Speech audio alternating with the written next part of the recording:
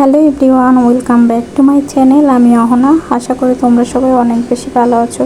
আমিও ভালো আছি।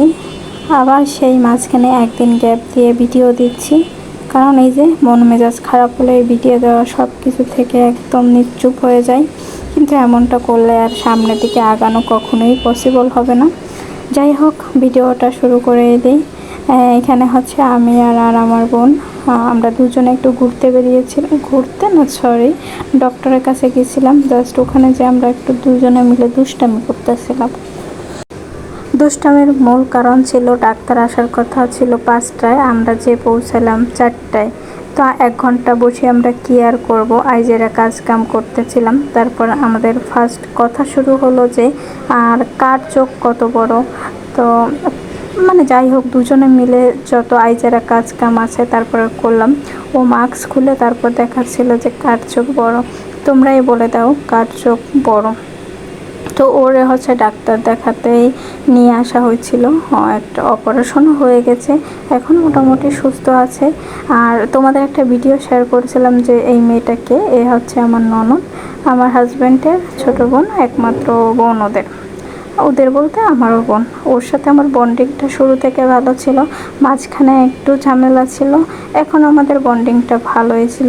এখানে হচ্ছে আমার শ্বশুর প্রেসক্রিপশন দেখে মনে হচ্ছিল সে ডাক্তারি পাশ করে ফেলবে, কিন্তু না, একদিনে পরেই তো আর ডাক্তার হওয়া যায় না, তাই না? ওই দিন হচ্ছে আবার আমি খিচুড়ি রান্না করছিলাম।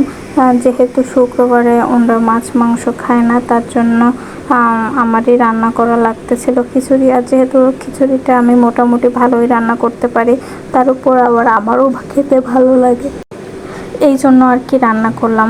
যদিও আমার রান্না করার ইচ্ছা তো ছিল না খিচুড়ি, আমাকে বলা হয়েছিল ডাল আছে আর হচ্ছে আলু ভাজি যে কোনো একটা করে দিতে, কিন্তু আমি করি নাই। কারণ হচ্ছে খিচুড়িটাই করি, এটাই বেটার হবে। গরমের ভিতর কষ্ট করে রান্না করে খাওয়ানোটা একটা কষ্টকর ব্যাপার। তারপরে যদি আবার রিভিউ দেয় কেউ খারাপ, এর থেকে খারাপ কোনো কিছুই নেই।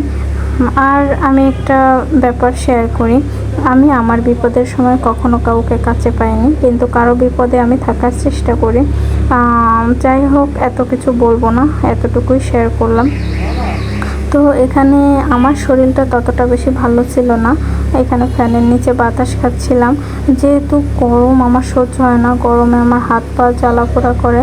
তারপর জানি না এখানে কে আমার মাথায় হাত দিচ্ছিল, আমার মনে নেই যে কে হাত দিছিল, মেবি আমার হাজব্যান্ডই হবে।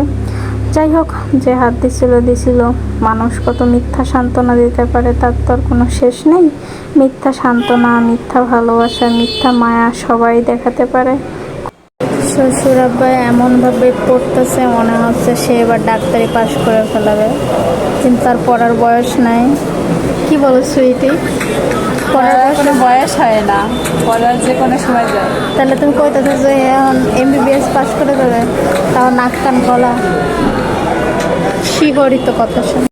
আর আমি 1 সেমিস্টারে ডাব্বা মারিছি, তাই উঠাইতে আমার 12টা বাজে যাচ্ছে। আর তারা নাকি এখন এই বয়সে MBBS কমপ্লিট করে, ভাবা যায়। 9-10 অঙ্ক করাই দিচ্ছে, তাহলে বোঝো বীজগণিতটা আমার 9 and 10 ঠিক করছিল না ভুল করছিল? না, সে কখনো ভুল করে না, সে ঠিকই করেছে। তবে সে টেন্স জিগাইলে সে পারে, আমি পারি না। কে পারছে? মা সে ইংলিশে এত ভালো, সে